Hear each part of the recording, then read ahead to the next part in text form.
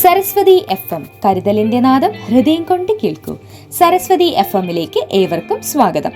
ഇന്ന് 2025 ഓഗസ്റ്റ് 17, കൊല്ലവർഷം 1201, ചിങ്ങം 1 ഞായറാഴ്ച. ഇന്നത്തെ പ്രധാന വാർത്തകൾ. രാജ്യം സ്വയം പര്യാപ്തമായ ഡോളർ അപ്രസക്തം. 79ാം സ്വാതന്ത്ര്യദിനത്തിൽ പ്രധാനമന്ത്രി.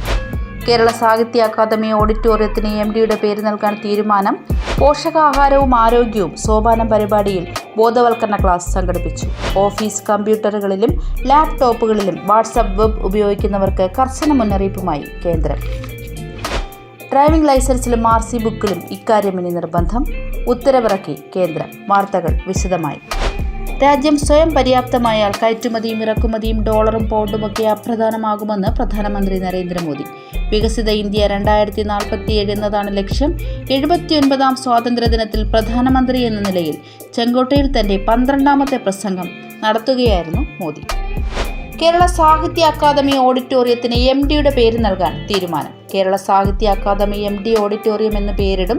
17-ന് സർവ്വദേശീയ സാഹിത്യോത്സവ ഉദ്ഘാടനത്തിന് എത്തുന്ന മുഖ്യമന്ത്രിയാണ് നാമകരണം നടത്തുക. അതേസമയം സാഹിത്യ അക്കാദമി ലൈബ്രറിക്ക് ലളിതാംബിക അന്തർജനത്തിന്റെ പേരിടും. ലളിതാംബിക അന്തർജനം സ്മാരക ലൈബ്രറി എന്ന് നാമകരണം നടത്തുന്നത് ധനമന്ത്രി KN ബാലഗോപാലായിരിക്കും. പോഷകാഹാരവും ആരോഗ്യവും സോപാനം പരിപാടിയിൽ ബോധവൽക്കരണ ക്ലാസ് സംഘടിപ്പിച്ചു. സ്വാതന്ത്ര്യദിനത്തിന്റെ ഭാഗമായി ഓഗസ്റ്റ് 15-ന് കീഴാറൂർ സരസ്വതി വിദ്യാലയത്തിൽ ശിശുവാടിക കുട്ടികൾക്കും രക്ഷിതാക്കൾക്കുമായി സോപാനം പരിപാടിയുടെ ആഭിമുഖ്യത്തിൽ ബോധവൽക്കരണ ക്ലാസ് സംഘടിപ്പിച്ചു. പാറശാല സരസ്വതി ആശുപത്രിയുടെ നേതൃത്വത്തിൽ സംഘടിപ്പിച്ച ഈ ക്ലാസ് കൈകാര്യം ചെയ്തത് ശ്രീമതി സരിത, ഡയറ്റീഷ്യൻ, സരസ്വതി ആശുപത്രി. ക്ലാസിന്റെ ഉദ്ഘാടനം സരസ്വതി വിദ്യാലയം പ്രിൻസിപ്പൽ ശ്രീ അശോക് കുമാർ നിർവഹിച്ചു. ഓഫീസ് കമ്പ്യൂട്ടറുകളിലും ലാപ്ടോപ്പുകളിലും വാട്സാപ്പ് വെബ് ഉപയോഗിക്കുന്നവർക്ക് കർശന മുന്നറിയിപ്പുമായി കേന്ദ്ര സർക്കാർ. ഇത് സംബന്ധിച്ച കേന്ദ്ര സർക്കാരിൻ്റെ ഇലക്ട്രോണിക്സ് ആൻഡ് ഇൻഫർമേഷൻ ടെക്നോളജി മന്ത്രാലയം മുന്നറിയിപ്പ് പുറത്തിറക്കി. ഓഫീസിലെ ഡിവൈസുകളിൽ നിന്നും നിങ്ങളുടെ സ്വകാര്യ ചാറ്റുകളും ഫയലുകളും ആക്സസ് ചെയ്യുന്നത് സൗകര്യപ്രദമാണെങ്കിലും അങ്ങനെ ചെയ്യുന്നത് തൊഴിലുടമയ്ക്ക് മുന്നിൽ നിങ്ങളുടെ സെൻസിറ്റീവ് വിവരങ്ങൾ വെളിപ്പെടുത്താൻ സാധ്യതയുണ്ടെന്ന് ഇലക്ട്രോണിക്സ് ആൻഡ് ഇൻഫർമേഷൻ ടെക്നോളജി മന്ത്രാലയത്തിന് കീഴിൽ പ്രവർത്തിക്കുന്ന ഇൻഫർമേഷൻ സെക്യൂരിറ്റി അവയർനെസ് ടീം മുന്നറിയിപ്പ് നൽകുന്നു. ഡ്രൈവിംഗ് ലൈസൻസിലും RC ബുക്കിലും ഇക്കാര്യം ഇനി നിർബന്ധം. ഉത്തരവിറക്കി കേന്ദ്രം. രാജ്യത്തെ എല്ലാ ഡ്രൈവിംഗ് ലൈസൻസ് ഉടമകളോടും രജിസ്റ്റർ ചെയ്ത വാഹന ഉടമകളോടും ആധാർ ഒതന്റിഫിക്കേഷൻ പ്രക്രിയയിലൂടെ അവരവരുടെ മൊബൈൽ നമ്പറുകൾ ഉടൻ ലിങ്ക് ചെയ്യുകയോ അപ്ഡേറ്റ് ചെയ്യുകയോ ചെയ്യണമെന്ന് അഭ്യർത്ഥിച്ച് റോഡ് ഗതാഗത മന്ത്രാലയം. മികച്ച ആശയവിനിമയവും ഗതാഗത സംബന്ധിയായ സേവനങ്ങളിലേക്കുള്ള മികച്ച ആക്സസും ഉറപ്പാക്കാൻ ആധാർ ഒതന്റിഫിക്കേഷൻ പ്രക്രിയയിലൂടെ ഈ സേവനം പൂർത്തിയാക്കണം. കൗതുക വാർത്തകൾ. ക്യാൻസർ വന്നവർക്ക് കൃത്രിമ മാറിടം നിർമ്മിച്ച് രത്നം ടീച്ചർ തിരക്കിലാണ്. 2.5 വയസ്സിൽ പോളിയോ ബാധിച്ച് ഇടതുകാല തളർന്ന റിട്ടയർഡ് അധ്യാപിക രത്നം 68ാം വയസ്സിലും വിശ്രമമില്ലാതെ ക്യാൻസർ ബാധിതരായ സ്ത്രീകൾക്ക് ആത്മവിശ്വാസം പകരുന്നു. ക്യാൻസർ ബാധിച്ച് മാറിടങ്ങൾ നീക്കം ചെയ്യേണ്ടി വന്നവർക്കായി ചുരുങ്ങിയ ചിലവിൽ കൃത്രിമ മാറിടങ്ങൾ നിർമ്മിച്ചു നൽകുകയാണ് രത്നം.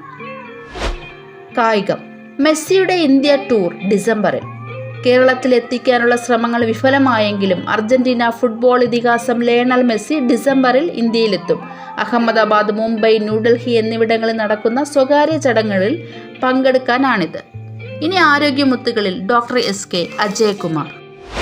പ്രിയമുള്ളവരെ, ഇന്നത്തെ ആരോഗ്യമുത്തുകളിൽ നമ്മൾ സംസാരിക്കുന്നത് ഓപ്പറേഷൻ ചെയ്ത രോഗികൾക്കുണ്ടാകുന്ന ഒരു തീരെ അപൂർവമല്ലാത്ത കോംപ്ലിക്കേഷനെ കുറിച്ചാണ്.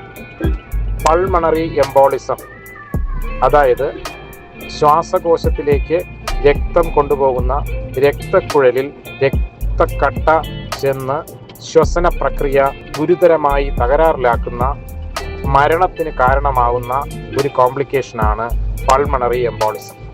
ഇനി അതിൻ്റെ വിശദാംശങ്ങളിലേക്ക് വരാം. ആ പൾമണറി എംബോളിസം നടക്കുമ്പോൾ ഈ രക്തക്കട്ട രക്തക്കുഴലിലൂടെ ശുദ്ധ രക്തവാഹിനി കുഴലിലൂടെ ശ്വാസകോശത്തിലെത്തുകയാണ്. അത് എങ്ങനെ ഉണ്ടാകുന്നു എന്നല്ലേ? അതായത് ഓപ്പറേഷൻ കഴിഞ്ഞ രോഗി ബെഡിൽ അനങ്ങാതെ കിടക്കുകയോ ആവശ്യത്തിന് മൊബിലൈസേഷൻ ഇല്ലാതിരിക്കുകയോ ചെയ്താൽ കാൽവണ്ണയിൽ അശുദ്ധ രക്തക്കുഴലുകൾ അഥവാ സിരകൾ അഥവാ വെയിൻസിൽ രക്തം കെട്ടി നിന്ന് രക്തം കട്ട പിടിക്കുകയും ചെയ്യും. ഇതിനെ ഡീപ്പ് വെയിൻ ത്രോംബോസിസ് എന്ന് പറയും. ഈ ഡീപ്പ് വെയിൻ ത്രോംബോസിസ് ചിലപ്പോൾ രോഗിക്ക് ഒരു ലക്ഷണവും കാണിക്കുകയില്ല. ചിലർക്ക് കാൽവണ്ണയിൽ വേദനയായി വരാം.